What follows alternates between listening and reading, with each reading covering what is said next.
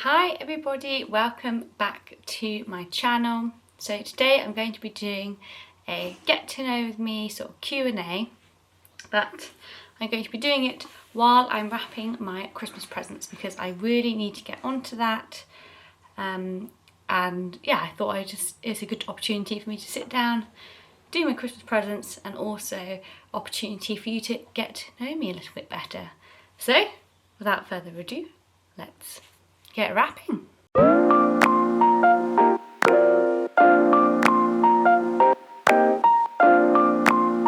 Right, so I've got all my Christmas presents that I need to wrap here. I've got all my paper and bags and whatnot here. And this fluffy tail belongs to Ruben, who's having a little nap next to me. And none of my family or friends watch my channel, I think. So they won't mind me showing you what I've got. But I made a lot of homemade stuff this year.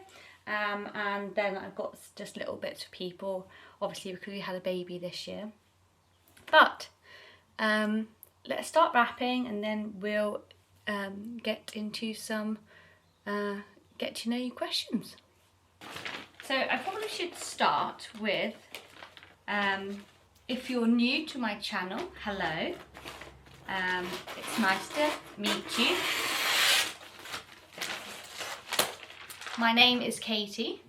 I live in the Cambridgeshire Fenlands, and the Fenlands are, I guess you could say, famous or most well known for in the UK for being incredibly flat.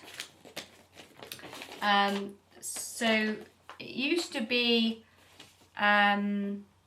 sort of marshes and wetlands, and essentially after the Second World War, the sort of areas of Fenland, the water table was lowered artificially, all the water sort of pumped out, and a lot of the county and the sort of Fenland area was turned into agricultural land. So that's a little bit about the Fenlands. We moved here 3 years ago in December 2020. So yes, it's our 3-year anniversary being in this house. We were first time buyers when we bought this house. We bought in the middle of lockdown, which was an interesting experience. And this year I had my first baby, my little girl Olivia, who you would see or would have seen in a lot of other videos. She was born in June this year, and she's my absolute world. I live in my my home with my partner Scott. We have been together for 10 years in this coming January, but we're not engaged or married. We're not married, we're not engaged, although I'm hoping it's on the horizon. And the only other thing is that we have our dog Ruben, and I'll do a whole sort of section on About Ruben. Another thing you to know about me, which made me laugh because I got a comment about it in another video, was that I'm 5'1", I'm 29 and I'll be 30 next year, the big 3-0. I'm still deciding whether to have a party or not, just because it's going to be Olivia's first birthday in June next year. So that will be a big party. And I'm not sure if we want to do a big party for her and then a big party for my 30th as well. So yes, I'm 29. And obviously I'm on maternity leave at the moment. But my day job is not YouTube. I work in academic publishing. And I really enjoy it. I really like my job. I'm quite good at it. pays me really good salary. It gives me a really great pension. I really love my colleagues. I have, I have met my best friend at work, and I also have a really close group of friends at work who I meet up with every single week outside of work. And I would invite, I have been invited to a lot of my colleagues' weddings, and if I ever do get married, I'll be inviting them to my wedding. So it's really nice. It's a good job. So it is a good job. And yeah, I love the people, and they're some of my closest friends. So I wouldn't do YouTube full time, but I would love for it to be something I can continue doing until I decide I want to stop, really. I really enjoy doing YouTube. But that's a good way to move on to sort of the second sort of question answer section, which is about my channel and really about my journey to minimalism. So regular viewers of my channel will hopefully know, but new viewers of my channel might not know, that my channel is about my life as a minimalist and now a minimalist mum. And the reason why I started my channel in the first place was because I enjoy watching long form content. I enjoy watching other people's channels, but I couldn't really find what I was looking for in terms of videos. And that's sort of when I realised, maybe I should be creating the kind of content that I want to be watching. I need a pen, 1 second. That's the first present wrapped for my mum, nice candle. So yeah, I decided to create the kind of content that I wanted to watch.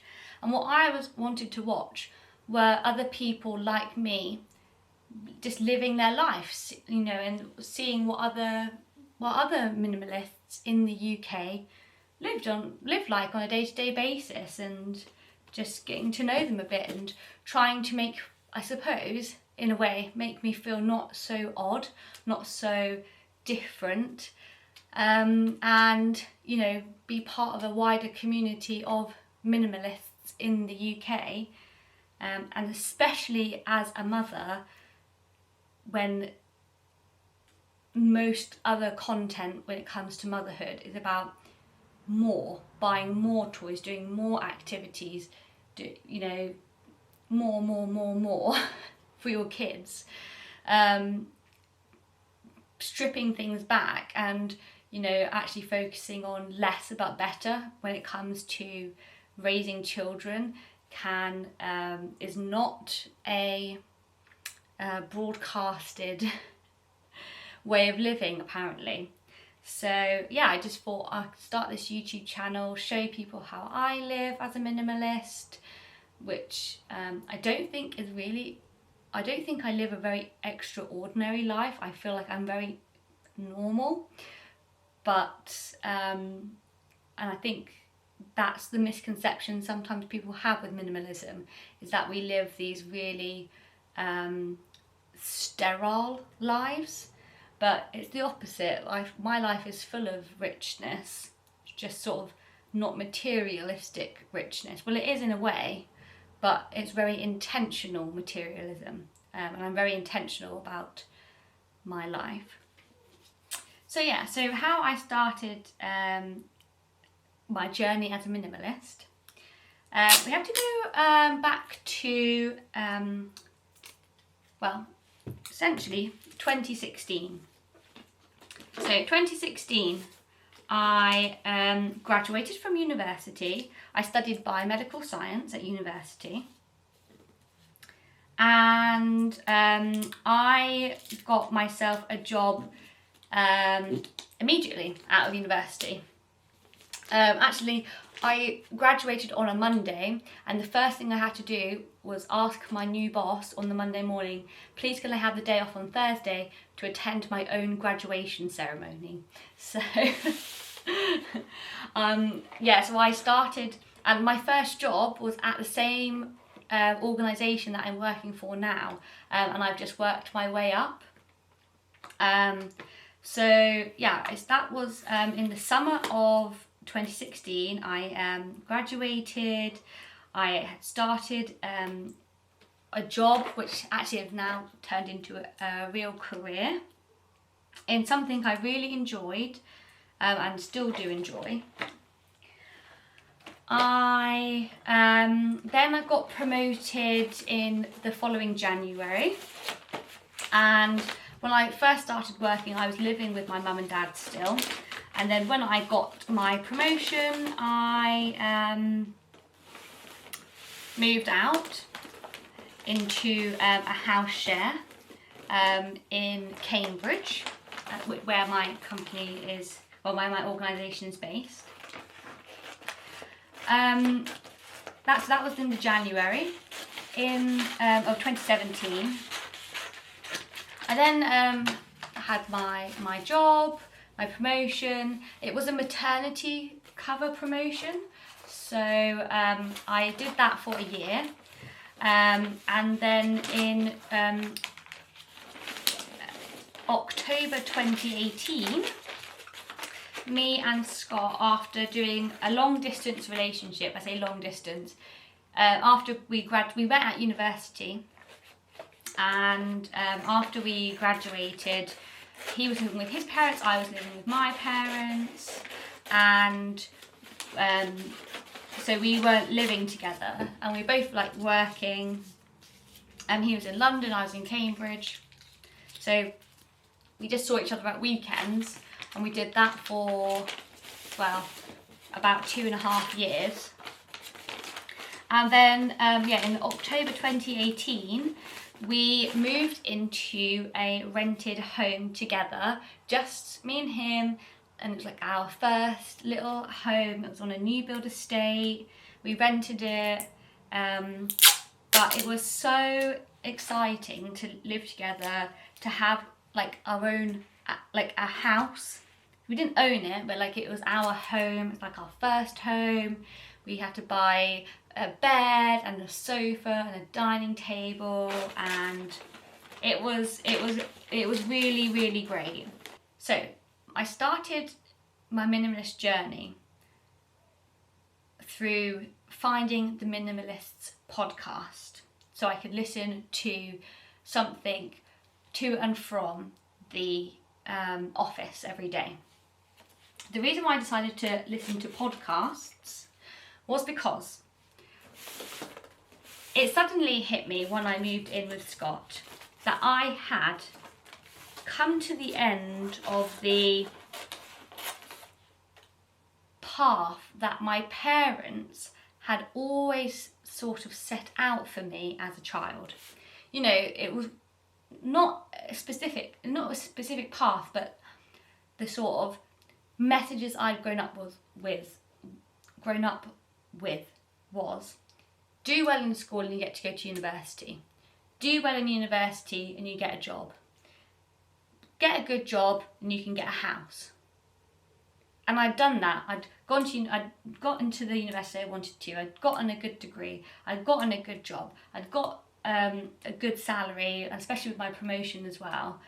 And now then I'd moved into a house with the person who I knew I was going to spend the rest of my life with. And it suddenly hit me, I have the rest of my life ahead of me. At this point I was only 23. When I was 23, I'd done everything in a sort of way that I'd done everything my parents had told me to. I got to that point, and then I just saw life ahead of me, and I had absolutely no idea whatsoever what to do with my life, what to do with my time, what to do in my spare time, what interests, what are my values, what do I think is important, how am I going to go through the rest of my life. It's because it was completely up to me at this now. There was nobody telling me I should do this or I should do that.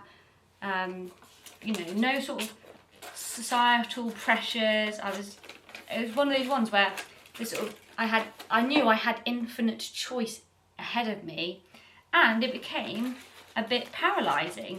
What am I supposed to do? Who am I supposed to listen to? What am I, what am I going to do with my life kind of thing. So I thought, right, what I'm going to do, I don't know what I want. I don't know what I find important. I don't know what my life's purpose is. But what I'll do is I will read books, listen to podcasts, and absorb information from other really great or notable figures in life and in history, and understand what they did when they faced this choice of, well, what am I going to do with the rest of my life? Hoping that some of their inspiration would rub off on me, and I would, find a purpose in my life, essentially. So that's what I did. I started to read an autobiography, but as I say, I was commuting so much. I didn't really want to read that much when I got home from work, and I was just sitting there. So I thought podcasts. And you have to understand, this was 2017, so 2018. So podcasts were starting to get to their real height of popularity. At this point, podcasts weren't one of those things where everybody has a podcast. It was still early days in their peak popularity. And I just I simply Googled podcasts to listen to in your 20s. And a random list came up, and the Minimalists podcast was on this list. And I read the sort of little synopsis, and it just really stood out to me, because basically the little synopsis of what the Minimalist podcast was to find out what the important things in life are, and to get rid of the clutter and find out what actually is important to you, and to go after that. And I thought, well, that's exactly what I need. And I have to admit, I thought I would start listening and they would be able to tell me what was important in my life, because I was still young and naive and wanted somebody to tell me what to do, so I didn't have to think about it myself, essentially. But I started to listen to the Minimalist podcasts in January, and I just became obsessed.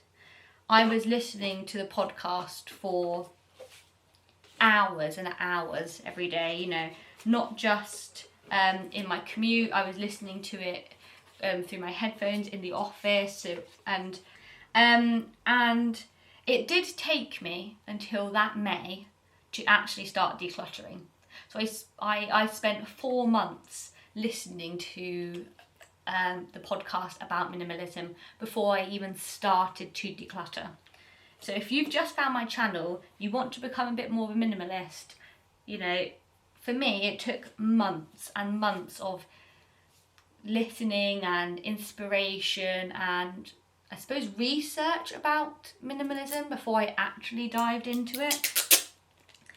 But once I did, I never looked back. And the reason I know I started decluttering on the 1st of May is because the way I started to declutter was through the Minimalists game called the Mins game.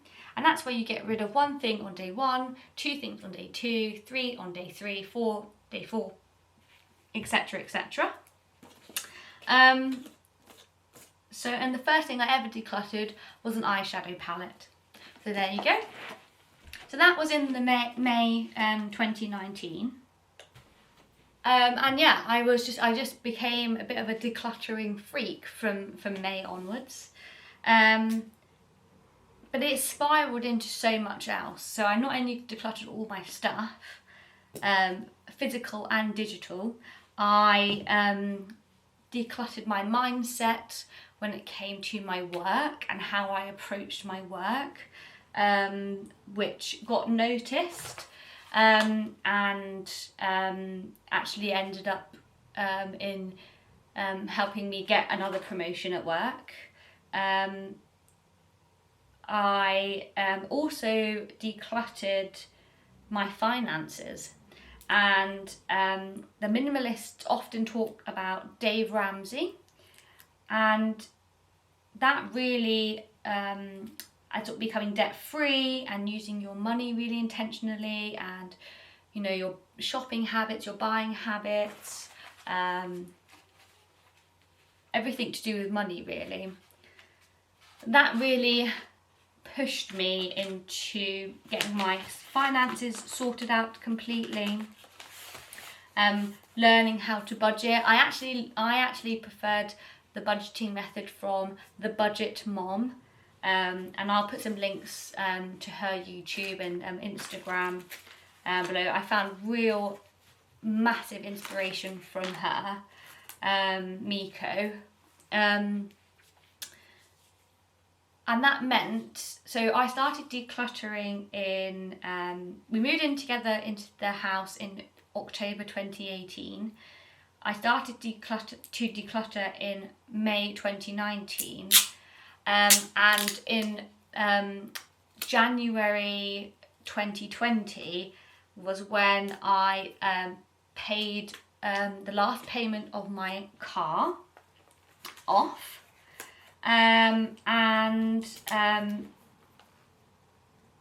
That's when we decided to, because I didn't have a car payment, I had a lot more disposable income, and that's when me and Scott decided that we would look to buy a house.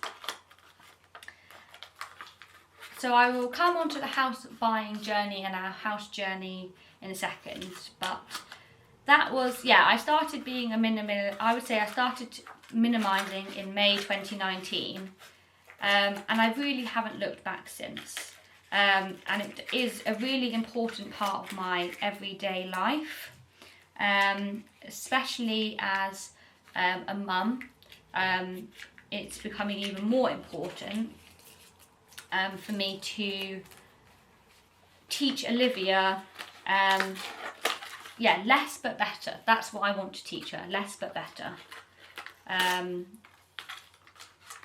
also that, you know, we value, me and Scott, especially me, value other things in life more than the unnecessary consumption of things. Not the consumption of things, but the unnecessary consumption. So things that are not necessary, non-essential, and things that end up being clutter.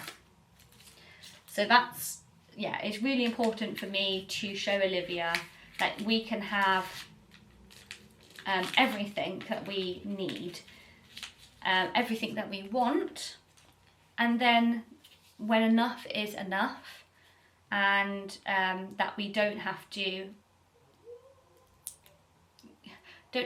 follow everybody else, that we can just live our own lives, follow, like, making sure we're putting things that are important to us first, not important for other people first, that we don't get into debt, that we always think about the environment. You know, like, things like, when she's older, this wrapping paper, we haven't gone out and bought new wrapping paper, we're reusing wrapping paper from the year before.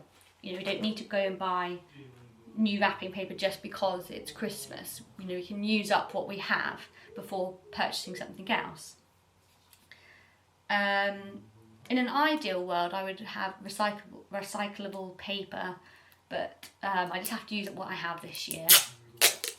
before I purchase more wrapping paper which is recyclable. So yeah, but I would say, I mean, I'm still decluttering now. So I've been a minimalist for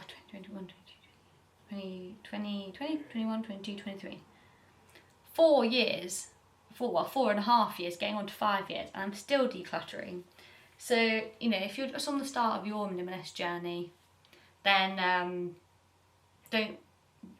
I'm still decluttering 5 years later. It's an ongoing process. But I have looked, you know, I follow when we moved into this house, I did a full KonMari marathon to make sure that, well actually it was before that, but when we were moving I KonMari'd my everything because I didn't want to move anything into a new home that I didn't want to keep. Everything that I moved into this house was stuff at the time I wanted to keep and I didn't want to declutter. So yeah, I read KonMari's book, The Life-Changing Magic of Tidying Up, about 10 times. And I often go back and reread it if I feel like I need inspiration. So yes, that is my minimalist journey.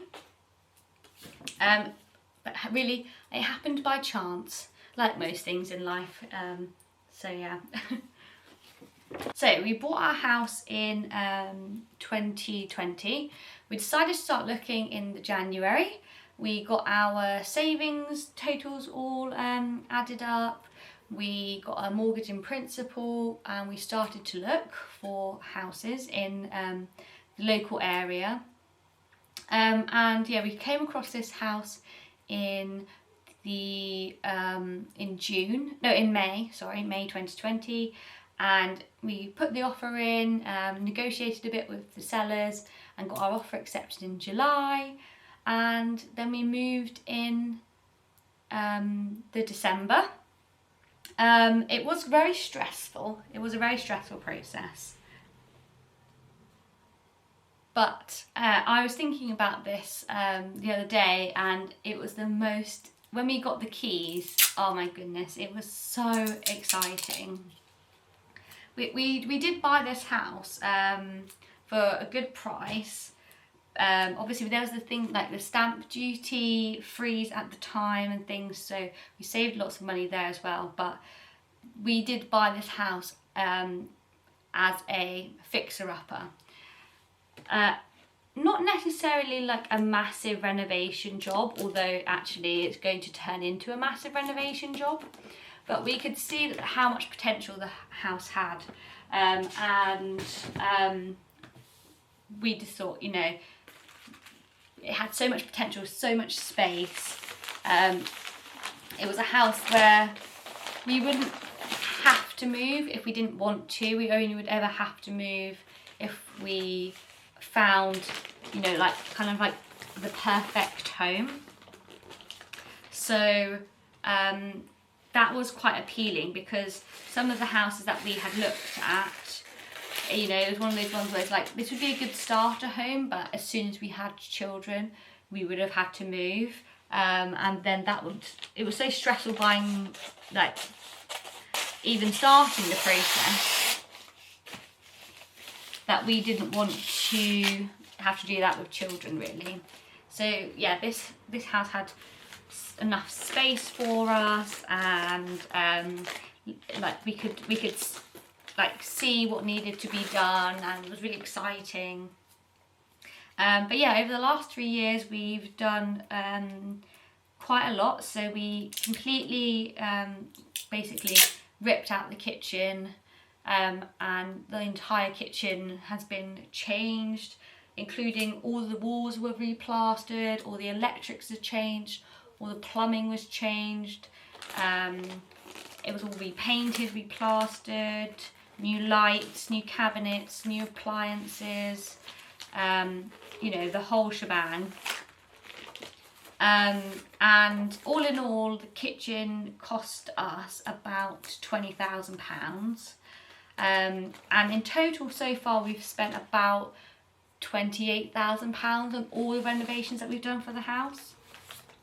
But the majority of that is the kitchen, which we did first. And then we've done, we got tradespeople to do the kitchen, and essentially we got tradespeople to do the kitchen, and then after that experience, we've done every single thing DIY since. Having the tradespeople in was just horrible. We didn't like it at all. As many people, I'm sure, on would tell you about tradespeople. But yeah, so after the kitchen, we were like, no, we're doing everything DIY. We're not going through that again. So the kitchen's been redone. We stripped all the paint off the stairs and repainted the stairs. We completely transformed the living room entirely ourselves. And we actually set ourselves a goal of doing that in 1 week, which we managed. We repainted this bedroom and done all the panelling in this room, and changed the lights in this room as well. And then also we've decorated Olivia's bedroom as well, as made the nursery. So yeah, DIY is really good. We've learned lots of skills. We've grown in confidence. The more we do it, the more we learn, the more confidence we grow, and actually the better we get as well. But especially now with a baby, I mean, it was already such an involved process that essentially we aim to do 1 room a year, and that's it. And then we need a break from doing DIY. But then sort of every 12 months or so, I get the DIY itch. So, but we still have so much to do in this house. And I will do a video in the new year talking through all of our house plans.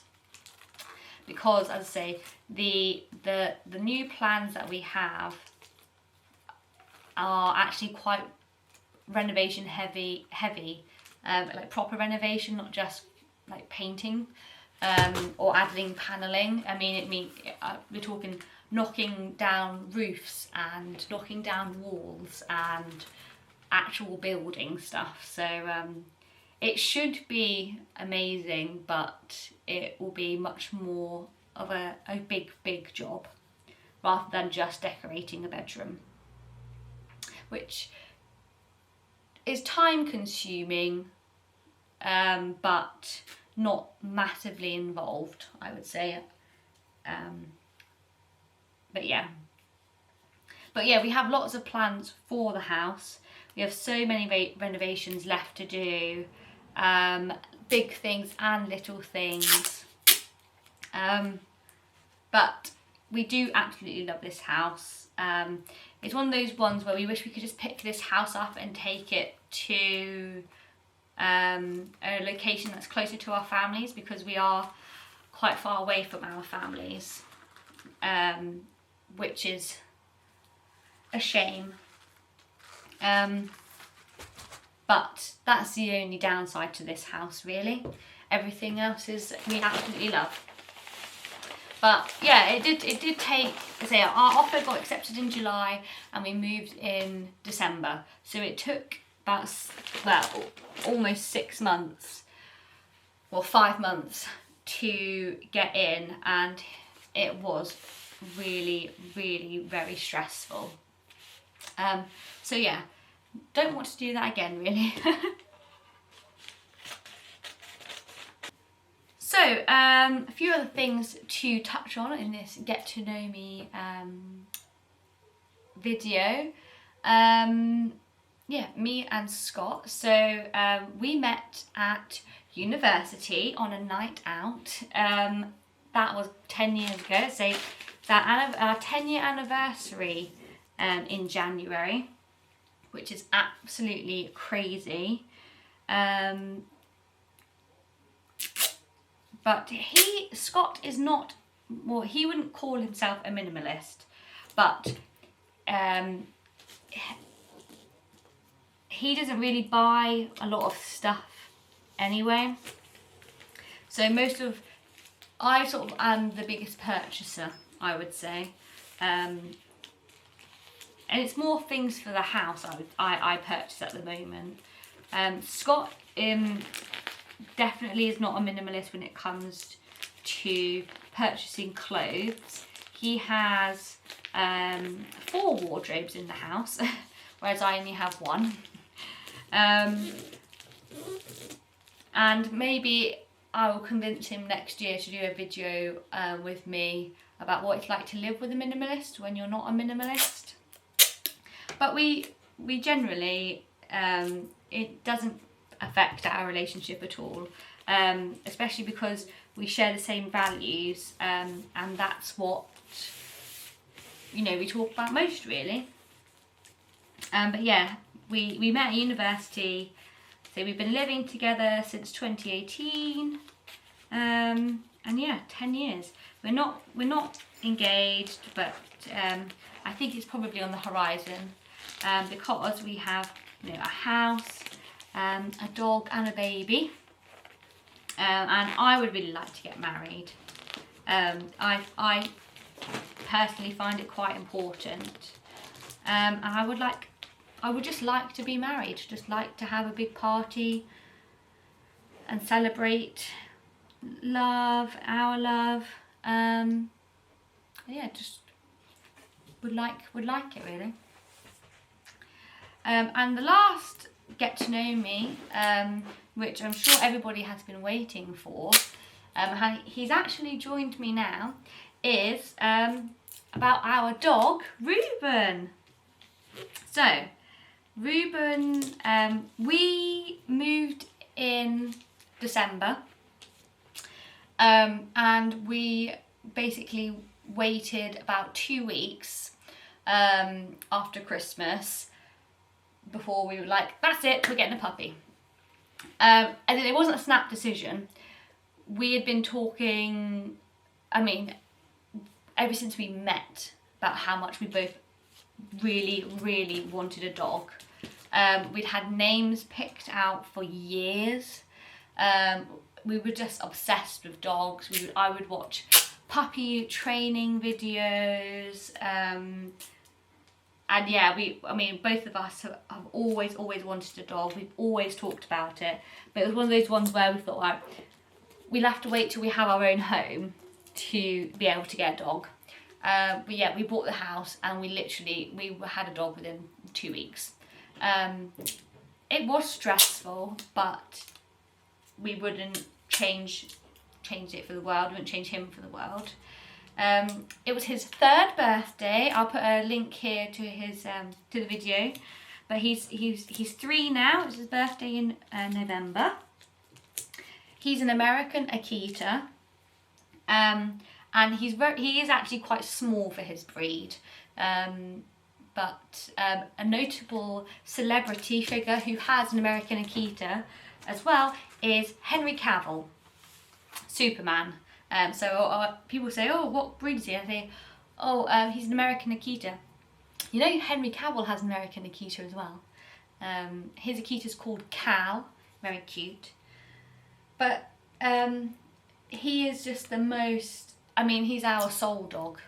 He is so well behaved. We absolutely adore him. Our parents adore him, like he actually is my mum's grandchild. So much so that I actually had to tell her off for giving him too much food, because she just gives him treats for looking at her in a nice way. She adores him.